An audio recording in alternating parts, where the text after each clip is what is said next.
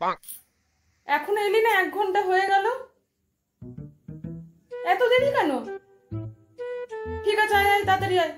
দেখিস আবার রাস্তায় ফুচকা খাওয়ার ইচ্ছা হলে আবার স্কুটিটা ছেড়ে আবার ফুচকা খেতে চলে যাস না। হ্যাঁ, দরকার হলে স্কুটিটা নিয়ে দোকানে ঢুকে যাস ফুচকা খেতে। হ্যাঁ হ্যাঁ হ্যাঁ, তাড়াতাড়ি আয়, তাড়াতাড়ি আয়। কি রে, কত দূর? এখনো 1 ঘন্টা? কেন এত দেরি হবে কেন? কি মারপিট হয়ে গেছে?